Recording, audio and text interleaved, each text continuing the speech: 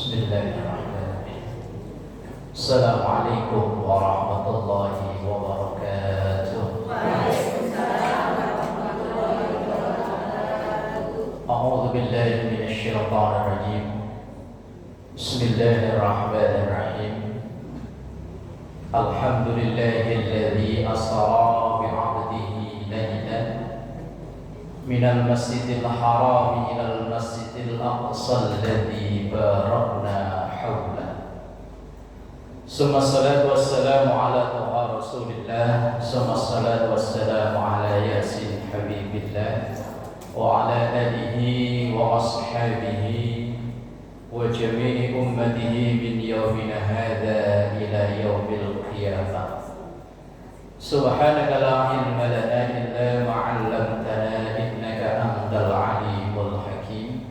Rabbi shrah li sadri wa yassir li amri wahlul 'uqdatam min lisani yafqahu qawli waj'al li waziran min ahli. Amma ba'd.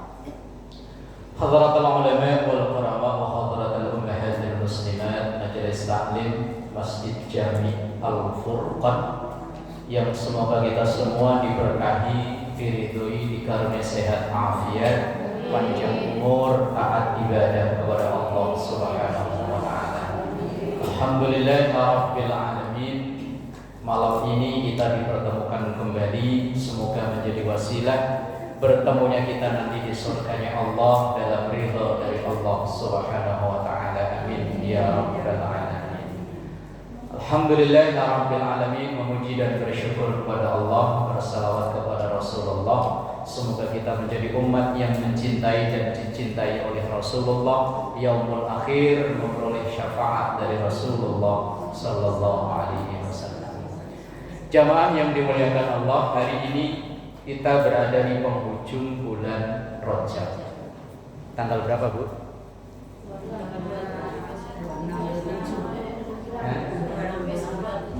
26 atau 27? Dalam sistem perhitungan kalender Hijriah itu dimulai dari terbenamnya matahari. Jadi tadi pas begitu matahari terbenam masuk azan maghrib, sudah masuk tanggal 27. Berbeda dengan sistem perhitungan kalender Masehi.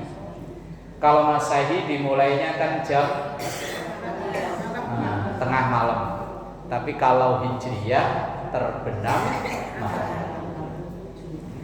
Bulan Rajab ini termasuk dalam Ashhurul Hurum, bulan istimewa.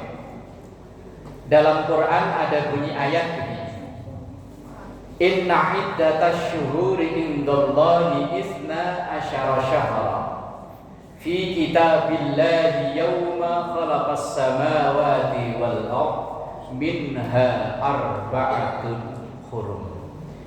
Inna iddatash syuhur, sesungguhnya hitungan bulan, indallahi, di sisi Allah, isna asyara syahra. Isna itu 2, asyara 10. Berarti 12 bulan. Fi kitabillah, semua sudah tercatat dalam kitab Allah. Yauma khalaqas samawati wal ardh, masa penciptaan langit dan bumi.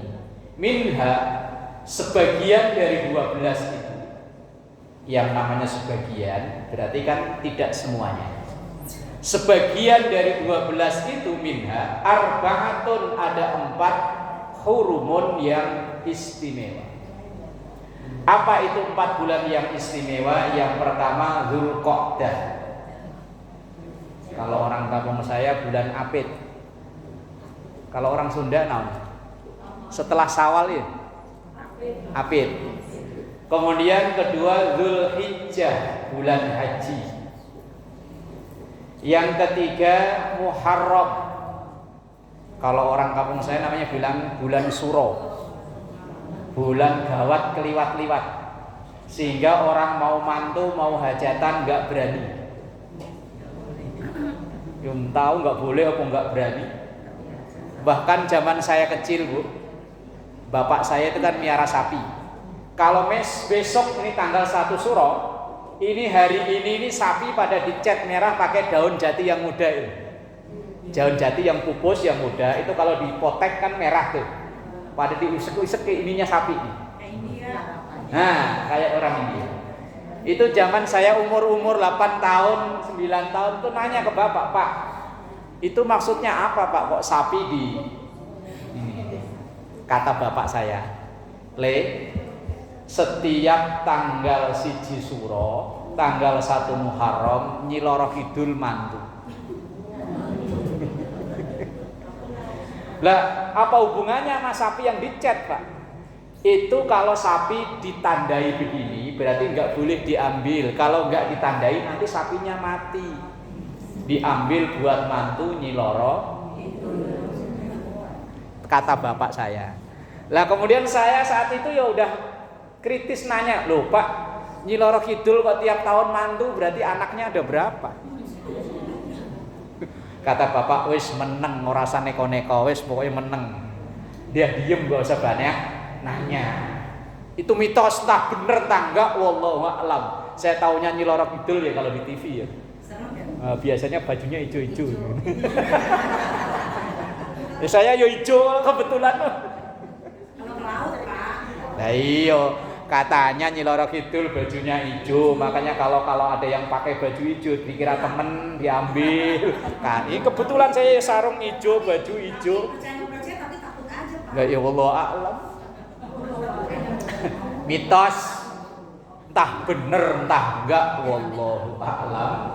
Bulan Suro Muharram ini memang termasuk Asyhurul Hurum. Kemudian yang keempat, Asyhurul Hurum yang keempat adalah bulan sekarang. Rajab yang tinggal 27, 28, 29 selesai. Berapa hari lagi? Dan peristiwa besar yang terjadi di bulan Rajab yang mungkin ibu-ibu juga udah hafal ya. Yakni Isra Mi'raj.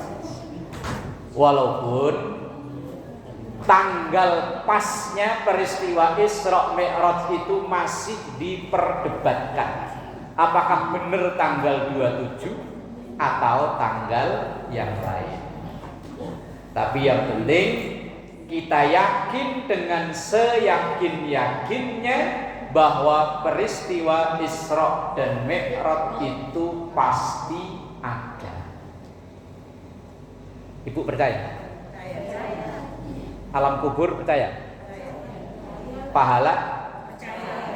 Udah dapat banyak belum? Lu kok percaya? Dosa-dosa? Kok bangga lu?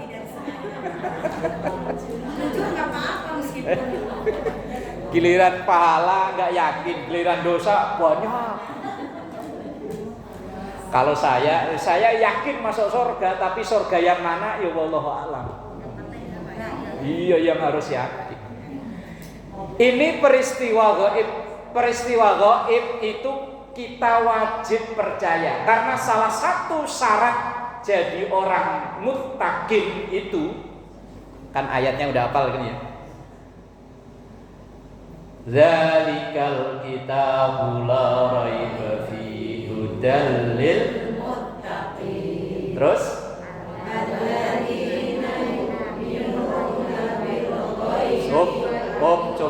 cukup udah. Ya saya tahu kalau ibu hafal tahu ya. Bahwa dalam Quran itu zalikal kitab, yang ada dalam Quran itu la raiba. Kita nggak boleh ragu dan memang tidak ada keraguan fihi yang ada dalam Quran. Kita nggak boleh ragu, harus yakin. Dan Quran itu hudan, menjadi arahan, menjadi pegangan, menjadi patokan lil muttaqin, bagi orang-orang yang Nah siapa itu orang muttaqin? Yang pertama allazina, tadi hafal allazina,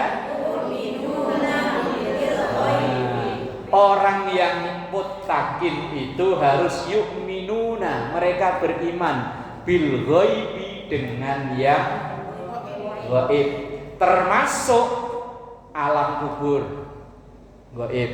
Kalau kuburan, nah tahu saya. Hampir tiap hari saya lewat kuburan Kopit yang sono. Hampir tiap hari yang sono loh. Korotan kan tiap hari rumah saya melewatin sono.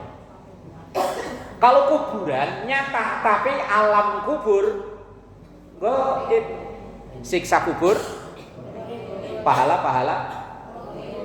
gaib ya. Belum pernah lihat kan? Lo kok semangat nyari? Yakin ya, nggak boleh ragu. La raiba fi, nggak boleh ragu. Yakin pahala itu ada setiap kebaikan yang kita lakukan. Dosa juga ada dari setiap keburukan yang kita lakukan, termasuk peristiwa Isra dan bagi kita gaib. Wong yang cerita Quran di ayat yang apa enggak ayatnya? Isra Mi'raj. Subhanal. Nah, hafal kan? Enggak dilanjutin? Subhanalladzi asra. Hafal. Yang ngabarin Quran, walaupun kita nggak ngelihat, kan kita nggak ngelihat langsung, nggak denger langsung, tapi yang mengabarkan Quran kita wajib yakin dan percaya adanya malaikat. Rukun iman 6 ya, rukun iman 6 tambah 1 nih 6 kan ya rukun iman ya? Bener ya? Nah, pertama iman pada Allah, Allah maha gaib. Iman pada malaikat, bener ya? Ntar kalau saya salah jangan bilang iya ya, kalau salah loh. Yang dua malaikat gaib kan ya? Ada yang pernah ketemu? Masa sih? Belum pernah ya? Ada yang pengen ketemu? Ada nggak yang mau pengen ketemu? Kalau pengen ketemu Israel gampang. Yang ketiga iman pada kitab Allah. Kitab Allah yang wajib kita imani 4. Taurat, Zabur, Injil, Quran. Yang 3 bagi kita gaib cuma Quran. Rukun iman yang keempat apa? Rasul. Ada yang pernah ketemu Nabi? Kalau Nabi palsu pernah lihat di TV. Ada yang namanya Tugimin, Nabi Tugimin. Sholawatan juga gak enak ya. Kalau Nabi Muhammad kan enak. Sallallahu ala Muhammad. Coba Tugimin. Lah iya kalau Nabi Muhammad kan enak kan. Sallallahu ala Muhammad. Coba kalau nabinya Tugimin. Ayo jadi ustadz aja nggak pantas kok namanya Tugimin. Acara selanjutnya mau Mauidhah Hasanah yang disampaikan Al-Mukarram Ustadz.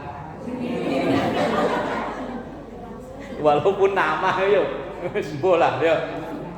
Kita nggak pernah ketemu Nabi mulai dari zaman Nabi pertama sampai Nabi terakhir nggak pernah ketemu. Tapi wong yang ngabarkan Quran dia wajib percaya. Yang kelima iman kepada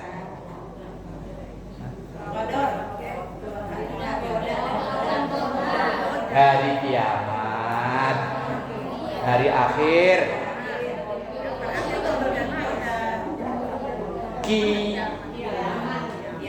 kiamat loh ya, bukan kiamat.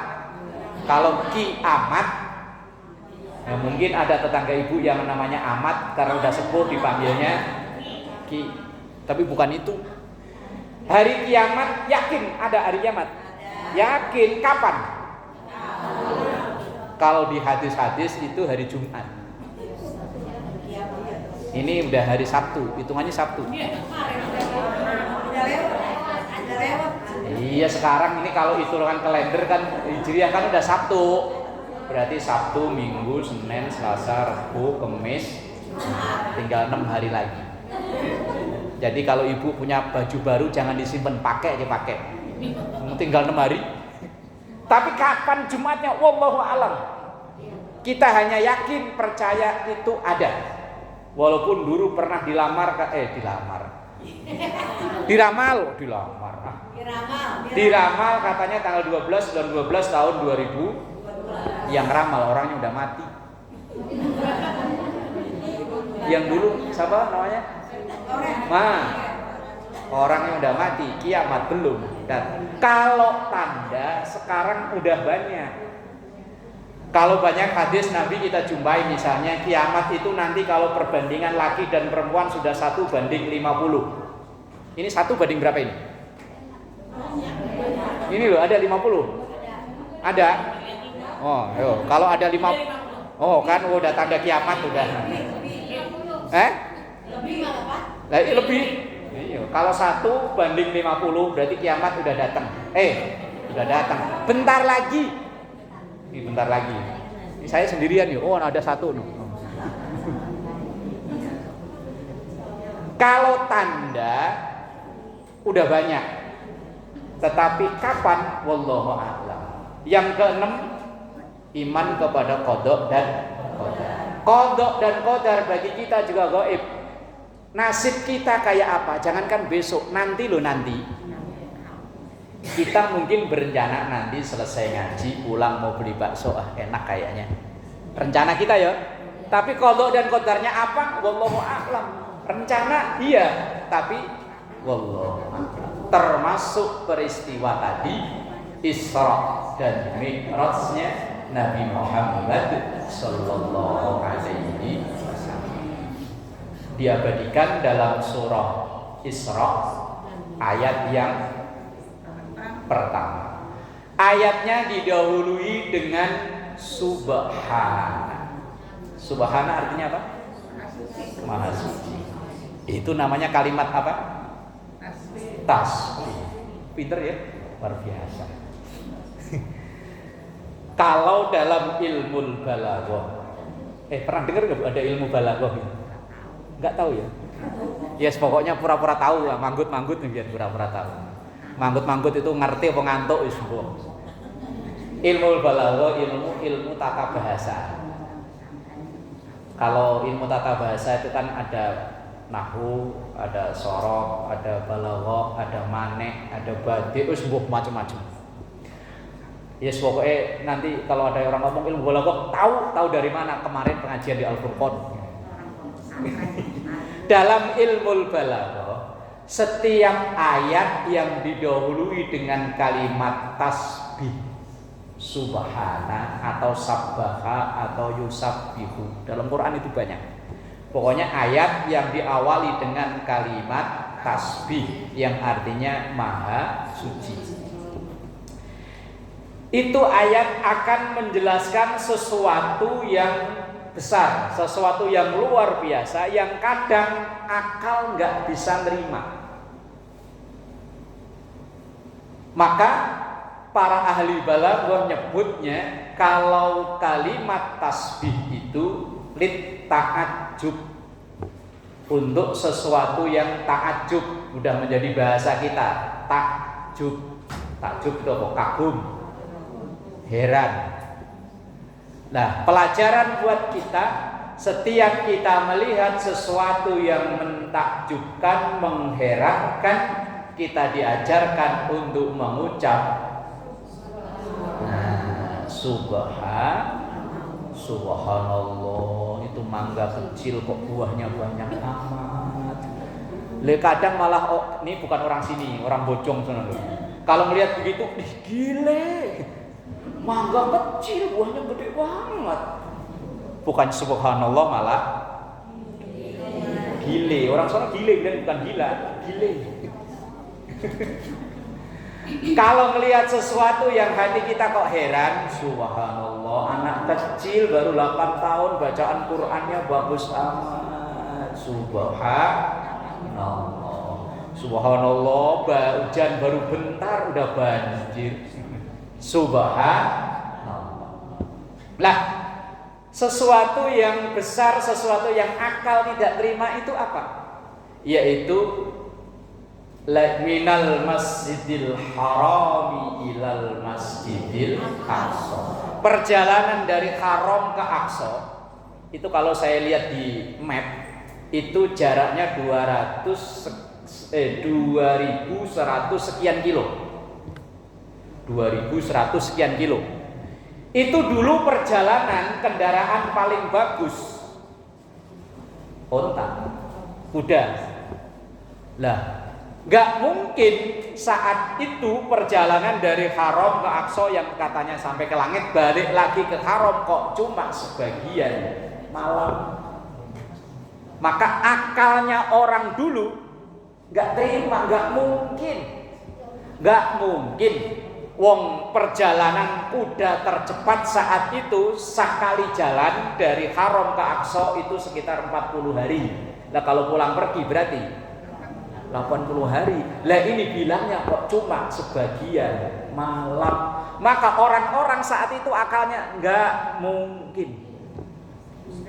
Nah, bahkan sebagian menuduh Rasulullah sudah gila gara-gara sebelumnya itu istrinya meninggal, pamannya meninggal, istri yang paling beliau cintai Sayyidatina Khadijatul Kubra, sampai ada lagunya Satuna Fid Dunya. Itu kan Pak sanjungan terhadap Khadijah, istri Rasulullah. Sebelumnya istrinya meninggal, gak lama kemudian pamannya yang ngasuh beliau dari umur belasan tahun, puluhan tahun meninggal. Makanya orang-orang Quraisy saat itu bilang, Muhammad udah sutris. Habis istrinya meninggal, pamannya meninggal. Ganti cerita aneh-aneh, jalan dari Haram ke Aqsa, dari Mekah ke Palestina, katanya ke langit, balik lagi kok pagi-pagi udah di sini. Gak mungkin, kata orang dulu. Tapi ada sahabat yang langsung percaya, yakni Abu Bakar As-Siddiq. Nama aslinya itu bukan Abu Bakar, namanya Abdullah ibnu Quhafah. Nama aslinya, cuma orang nyebutnya Abu Bakar. Kayak ibu-ibu ini, kadang nama aslinya nggak tahu, yang taunya nama panggilan. Kadang nama suaminya, kadang nama anaknya. Mau mana Bu? Ke rumah Bu Yanto. Nama aslinya siapa? Bu. Kadang nama anak. Dari mana Bu? Ke rumah Mama Widi, karena anaknya namanya Widi. Lah Abu Bakar itu, Abu itu bapak, Bakar itu perawan. Berarti bapaknya perawan, karena satu-satunya istri Rasulullah yang dinikahi dalam keadaan perawan Aisyah, putri dari Abdullah bin Quhafah tadi loh. Nah, kemudian langsung disebutnya Abu Bakar. Orang yang pertama kali mempercayai peristiwa itu namanya Abdullah bin Quhafah, yang kemudian dijuluki Abu Bakar. Kemudian karena beliau orang yang pertama kali membenarkan peristiwa itu, maka beliau mendapat gelar As-Siddiq, orang yang mempercayai. Ketika orang-orang Quraisy pada nanya Abu Bakar, kamu percaya yang diceritain Muhammad? Percaya. Jangankan cuma itu, lebih dari itu juga percaya. Lah lalu bagaimana dengan akal kita sekarang? Kalau kita mau neliti ayatnya, orang yang gak iman ya kebangetan. Ayatnya itu bunyinya Alladzi asra bi abdihi. Allah lah yang asra, menjalankan. Bukan Rasulullah berjalan, tapi Allah yang menjalankan. Berarti Rasulullah tinggal duduk nyenok terima bersih. Yang jalani siapa? Allah. Kalau Allah yang jalani, yang punya ruang waktu, sistem tata surya ini kan Allah. Mau diapa-apain ya terserah Allah.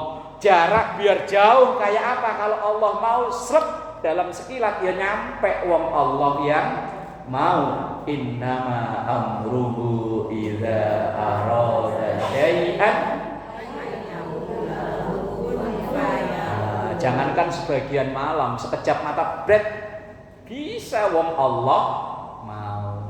Lah kalau Rasulullah jalan sendiri ya tadi 80 hari bolak-balik. Tapi wong Rasulullah tinggal terima bersih. Yang menjalankan Allah. Logikanya begini loh.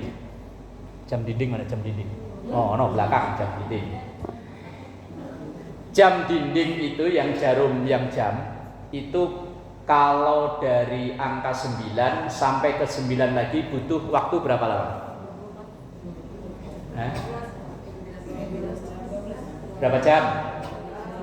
12 jam. Yang jarum jam loh ya, bukan menit, bukan detik, yang jam. Jarum jam itu kan ada 3 itu. Yang satu langsing kecil, panjang, yang satu sedang, yang satu gemuk pendek. Lah yang gemuk pendek itu yang menunjukkan jam. Sekarang berada di angka 9. Nanti akan sampai ke 9 lagi berapa jam? 12 jam. Itu kalau jam jalan sendiri. Dia jalan sendiri itu butuh waktu 12 jam. Lawong kita yang beli jam, duit kita. Kalau rusak ya kita. Itu dari 9 ke 9 kita puter pakai jari. Butuh berapa lama? Ya enggak itu loh, dari 9 ke 9 butuh berapa lama? Sedetik nyampe? Nyampe ya? Nyampe. Isra Mi'raj itu kalau Rasulullah jalan sendiri 80 hari. Tapi karena yang jalani Allah itu sama kayak jam kalau jalan sendiri 12 jam. Tapi karena yang jalani kita yang punya jam sedetik juga. Mudeng ora? Nah, itu logikanya peristiwa Isra. Kalau jalan sendiri lama kita tungguin aja. Enggak gerak-gerak tuh dari tadi itu begitu aja. Cuman kalau kita puter, nyampe. Lah kalau Rasulullah jalan sendiri, kita lama. Tapi karena yang menjalankan Allah, kalau Allah menghendaki sedetik juga nyampe. Lah orang sekarang logikanya begitu. Itu peristiwa Isra dan Mi'rajnya Nabi Muhammad sallallahu alaihi wasallam. Ya wajib iman. Tapi iman itu kan didukung oleh akal. Ada yang tidak masuk akal ya kayak kuburan macam-macam. Memang kita nggak bisa ngakal-ngakalin juga nggak bisa. Tetapi ada peristiwa-peristiwa yang dulu nggak masuk akal tapi sekarang bisa. Apalagi sekarang dengan ditemukannya pesawat super cepat, supersonik atau apa itu. Jarak antara Mekah dan Masjidil Haram ya bisa ditentu hanya hitungan menit dengan pesawat. Ya dulu nggak mungkin, dulu sekarang bisa. Makanya depannya ada kalimat subhana. Itu menunjukkan bahwa ini ada peristiwa besar yang kalau orang nggak menggunakan akal sehatnya nggak mungkin percaya. Tetapi kalau menggunakan akal sehat pasti percaya. Kemudian ayat lanjutnya alladzi barakna haula, yang kami berkahi haulahu di sekitaran yang dilewati perjalanan Rasulullah dari Mekah ke Masjidil Aqsa. Nah, ketika diberkahi, kemudian ada yang nyeletuk, mosok Palestina diberkahi wong perang enggak udah-udah gitu. Perang terus. Mosok negeri yang diberkahi kok enggak pernah damai. Yo. Kita dengar berita perang Palestina ini kan yo. Dari zaman dulu ibu pernah dulu nggak dengar lagu Nasidariah yang judulnya Palestina? Palestina itu kan zaman saya kecil tahun 80-an kan lagu itu. Sampai sekarang belum beres itu perang. Lah kenapa kok dalam ayat itu barakna haula? Kami berkahi di sekitaran yang dilewati oleh Rasulullah. Pertanyaannya, berkah macam apa kok negaranya perang terus?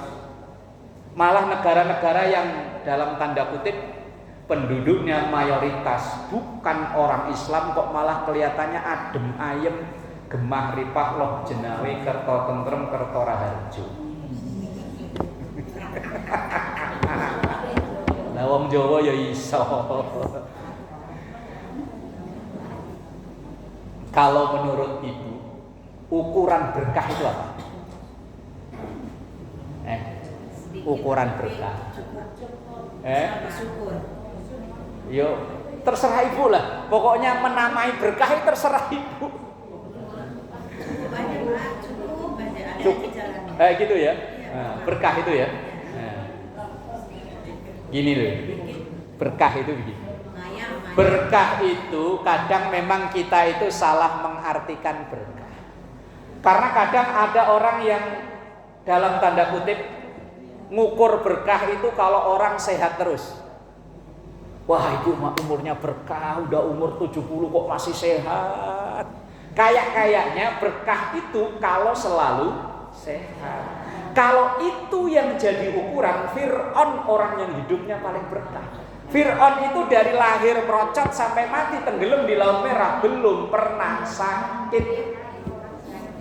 Makanya ibu kalau dari dulu sampai sekarang kok belum pernah sakit. Saya nggak ngomong gitu loh ya.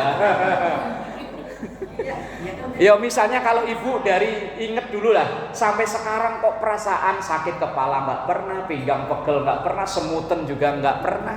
Pokoknya sehat aja. Hati-hati, jangan-jangan ada.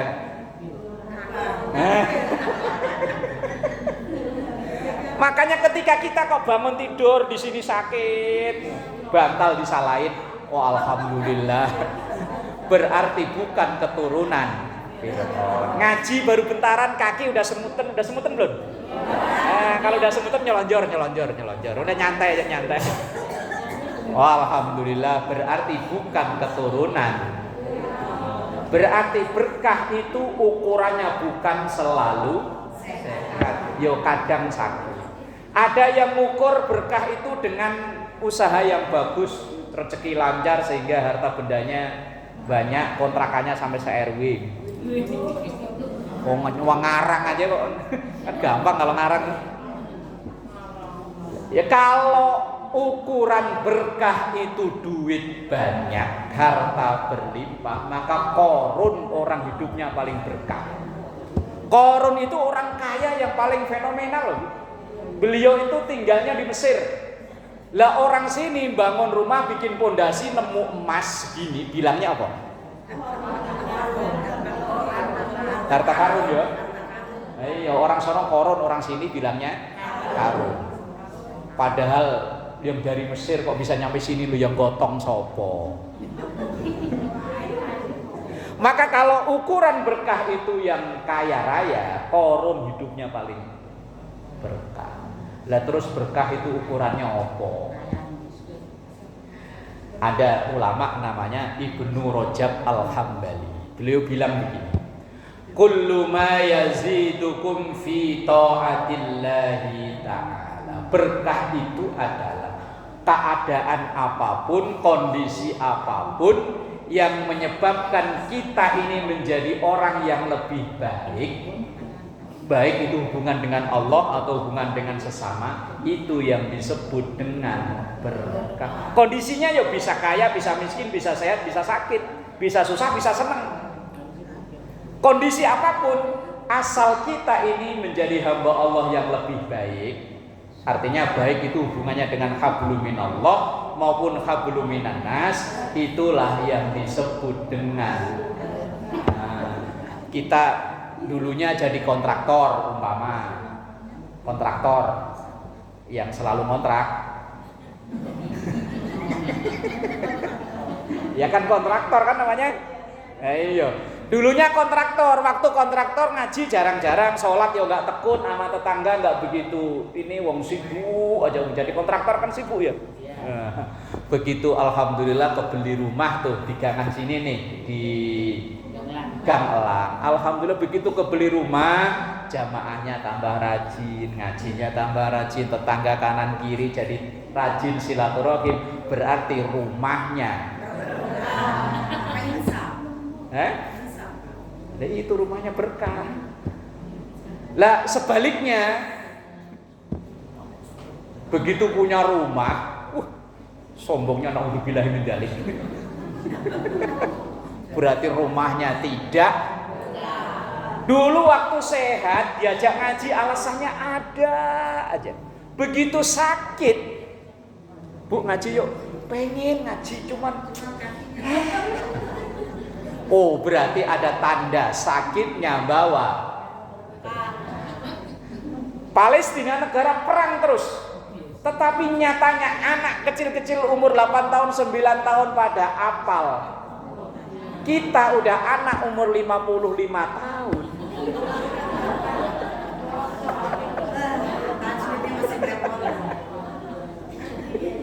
Lu biar 55 tahun kan tetap anak ya. Wong kita punya emak kok. Saya tuh kalau pulang kampung biar udah tua begini, di hadapan emak saya persis kayak anak kecil. Di hadapan emak saya loh. Alhamdulillah masih total. Bapak, emak, mertua udah lengkap. Ya Allah kasihan amat. Nah, iya. Di Palestina anak kecil-kecil. Walaupun dar senjata bom. Kalau kita paling petasan orang hajatan. Kecil-kecil pada hafal Quran. Lah kita umur 55 tahun kok. Ya Allah. Sholat andalannya cuman cool aja.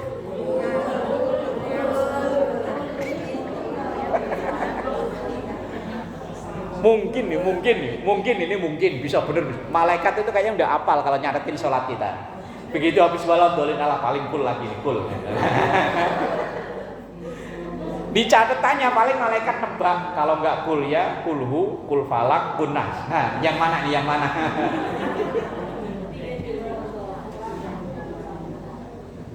Jadi ukuran berkah itu dari diri kita, apakah kita ini tambah lebih baik atau tidak. Dari segala macam kondisi keadaan kita. Keadaan kita ya berubah-ubah kan. Ya kadang senang, kadang susah, kadang punya duit, kadang enggak. Ayo. Kadang sehat, kadang sakit. Apapun kondisinya, kalau kita jadi tambah baik, itulah yang disebut dengan berkah. Kalau berkat mah enggak ada ya. Lain kalau berkat mah. Nah, maka di bulan Rejab ini kan dari awal masuk kita udah doa kan minta berkah ya.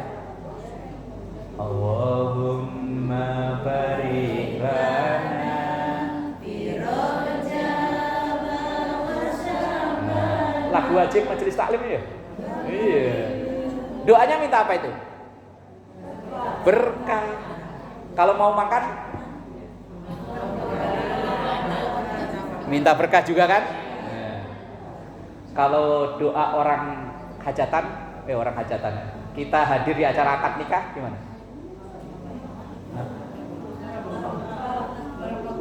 Barakallahu laka wa baraka alaika wa jama'a bainakuma fi khairin. Lu pernah pada kondangan gak sih? Pernah. Lah kalau kondangan doanya apa? Samawa gitu ya. Doanya minta berkah ya. Kita ngedoain nganten supaya berkah. Loh, mau bulan Rejab kita doanya minta berkah. Tiap mau makan minta berkah. Hadir di acara nganten minta berkah. Kita salam. Assalamualaikum warahmatullahi wabarakatuh. Minta berkah. Saya mengucapkan salam, ibu menjawab salam, juga saling memohon berkah. Lo kadang ada yang datang ke tempat-tempat tertentu yo bilangnya minta berkah. Bukan kadang, dulu budaya di kampung saya Bu, itu ada seorang ulama, seorang kiai namanya Mbah Abdullah Salam. Beliau kalau hadir di acara orang ngantenan itu senangnya minum teh botol sosro yang dulu botolnya beling. Itu namanya beliau udah sepuh, diminum dikit. Habis diminum dikit sama warga situ, sama orang hajat biasanya diambil, dituangkan ke, kalau orang dulu hajatan kan suguhannya teh di drum yang besar gitu, dituangkan di situ. Ditanya apa? Ngalap berkah. Habis diminum orang alim, orang ahli ibadah. Bahkan zaman kita umur 5, 6 masih udah gede kalau masih inget. Kalau lebaran itu diajak keliling ke rumah kiai-kiai. Yo kadang ya ada yang diludahin, ada yang di ini nih. Kalau saya dulu seringnya diginiin, berkah. minta berkah ya. Datang ke kuburan sono, ziarah ke sono minta berkah. Lah berkah itu tadi. Kalau kita habis makan ibadah tambah semangat, berarti makannya berkah. Lah habis makan kok malah merem, berarti makanannya tidak. Bulan Rejab ibadah kita tambah bagus, oh berarti doa kita yang Allahumma diberkahi, diijabah oleh Allah. Lah Isra Mi'raj itu salah satunya barokna haula linuriyahu min ayatina innahu huwas samiul. Itu jam 9 kok ada. Hah? Itu jam 8. Oh no, jam 9 ini yang bener yang mana?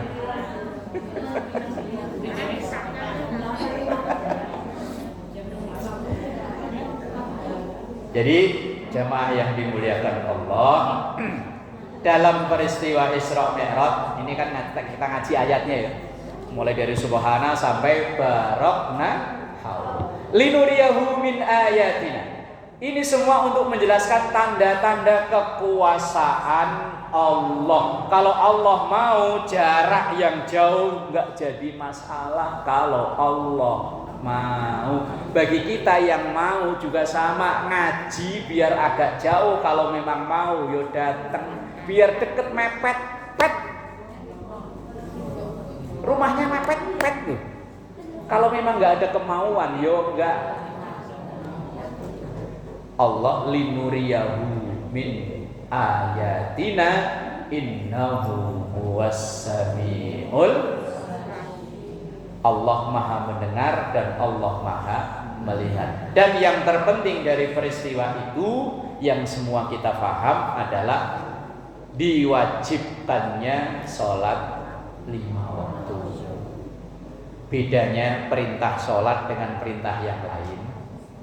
Kalau ibadah yang lain ketika turun perintah cukup Allah manggil malaikat Jibril. Jibril, sampaikan ke umat Nabi Muhammad ini ada perintah untuk memulai melaksanakan puasa Ramadan. Jibril turun, sampaikan ke Nabi Muhammad. Perintah zakat ya begitu, perintah ibadah-ibadah yang lain ya begitu, tapi sholat enggak. Sholat itu Allah enggak nyuruh Jibril untuk memberitahukan ke Nabi Muhammad, enggak, tapi langsung Nabi Muhammad dipanggil, langsung ngadep. Itu menunjukkan betapa pentingnya sholat. Kita kalau nyuruh anak, kalau hanya surat-surat undangan pengajian, undangan arisan, kita nyuruh anak ya, ini anterin ke rumah Bu Haji, anterin ke rumah Bu RT nih, ya. Coba kalau itu sertifikat tanah, berani nggak? Sertifikat tanah, berani nggak nyuruh anaknya? Kenapa? Karena itu penting, padahal sama-sama kertas ya. Karena itu penting, sama-sama perintah, sama-sama ibadah. Kalau yang lain Allah cukup ngutus Jibril, no. Kalau bahasa kita ya Jibril gitu ya. Tapi kenapa sholat enggak? Karena sangat pentingnya sholat. Maka dalam hadis, awwalu ma yuhasabu bihil abdu yaumal qiyamah as-shalah. Fa in saluhat saluha sairu amali wa in fasadat fasada sairu amali. Artinya apa? Yang pertama kali dihisab, pertama kali dikoreksi dari apa yang kita perbuat selama hidup ini adalah as-sholatu, sholat. Fa in saluhat, kalau sholatnya baik maka yang lain dihitung baik. Tapi wa in fasadat, kalau sholatnya rusak maka yang lain dihitung rusak. Maka kita diancam dalam Quran, fawailul lil musallin. Terus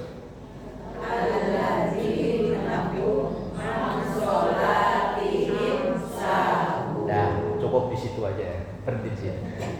Fawailul lil musallin, celaka orang-orang yang orang sholat, titik kalau berhenti di situ. Celaka orang-orang yang sholat. Maka supaya nggak celaka nggak usah. Ini kalau ngajinya salah ya begitu. Ngajinya berhenti di tempat yang salah, bahaya. Fawailul lil musallin, celaka orang-orang yang sholat. Makanya kalau ngaji jangan berhenti di situ. Kalau nafas kuat bacanya jangan berhenti di situ. Jangan berhenti fawailul lil musallin, jangan. Langsung lanjut. Kalau nafas, kalau yang penyakit bengek,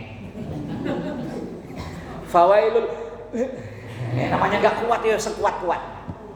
Kalau kuat, jangan berhenti di lil musallin, tapi lanjut alladzina hum an sholatihim.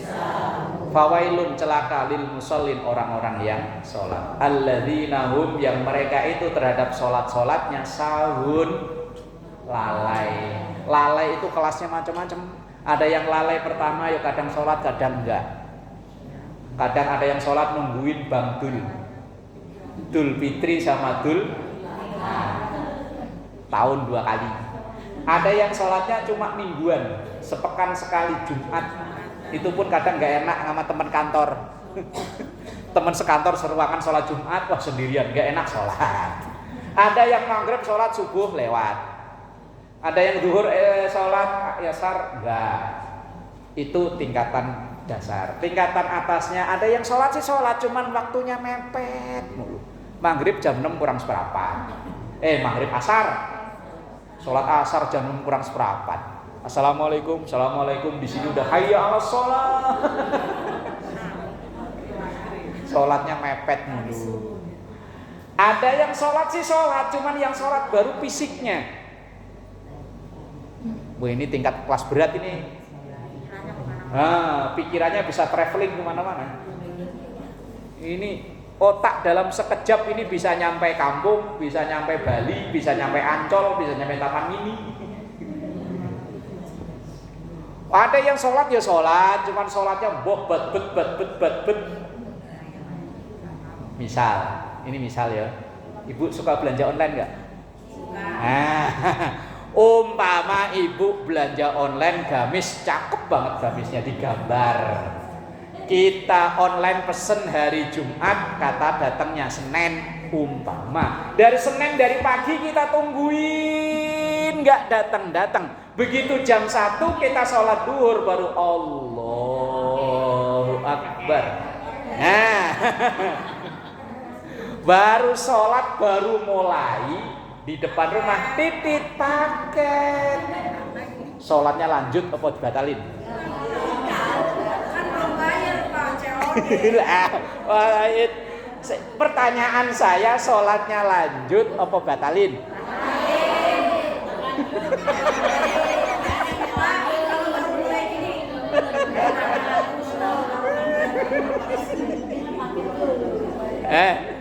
Sholatnya lanjut apa batalin?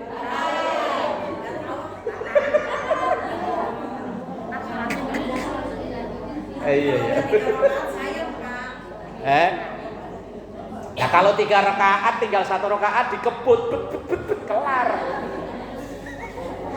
Lah ini baru. Orang yang sengaja membatalkan sholat termasuk dosa. Kalau dilanjutin pikiran,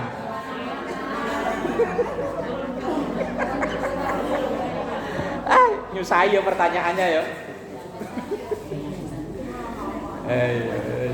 Lo kira-kira yang kayak begitu itu termasuk sahun apa bukan? Malah sibuk berkat.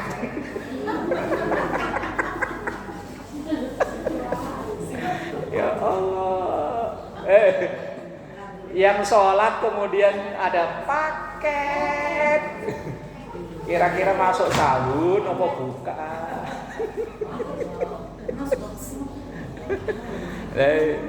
Apalagi sholat yang sambil ngomong cucu. Punya cucu umur 2 tahun, baru kalau orang Jawa bilang kemuler, jalan. Allahu Akbar, dia jalan. Mainan dispenser dibuka-buka ada air panas. Kita sholat ya.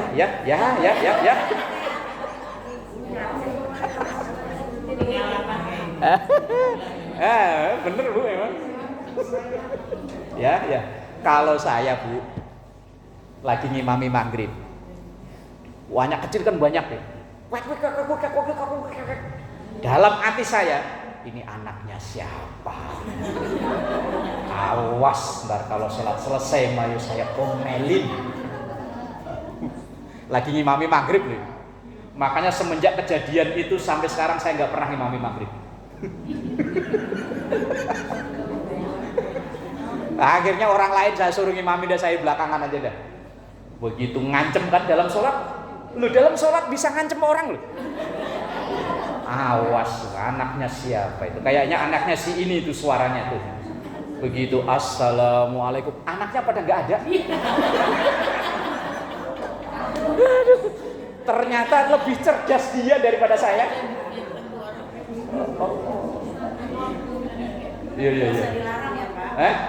Jangan, kalau dilarang terkapok, nggak mau ke musola lagi, nggak ke masjid lagi, biarin. Ya memang dunianya begitu. Kita dulu mungkin lebih parah dari dia.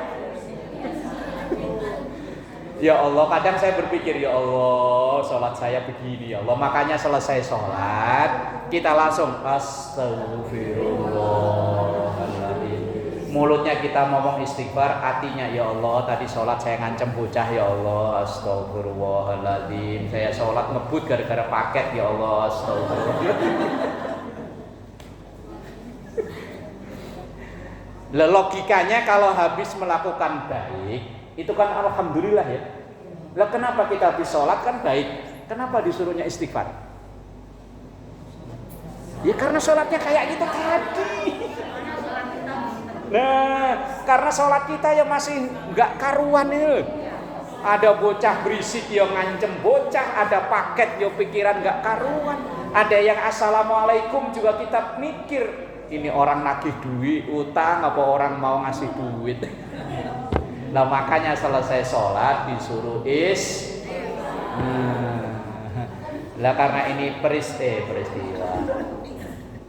ibadah yang paling penting setelah syahadat. Yo makanya selesai assalamualaikum astagfirullahaladzim. Jasad saya sholat tapi hati dan pikiran saya mikir lebaran ntar pulang kampung apa enggak. Lah iya makanya kita kan nggak sulit untuk mengendalikan ini sama ini kan sulit. Kalau mengendalikan ini gampang. Ini loh, ini sama ini loh. Sulit ini.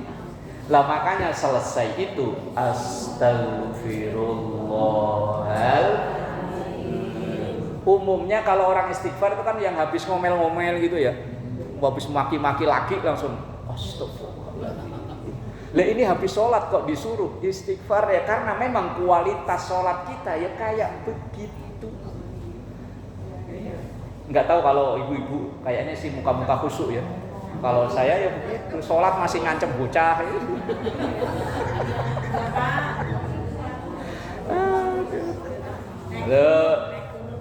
Ngimami sambil ngimami di hati sambil ngomel-ngomel ke teknisi sound system juga pernah saya. Lagi ngimami pas sujud ini tangan siapa sound system udah bagus, otak-atik dalam hati loh.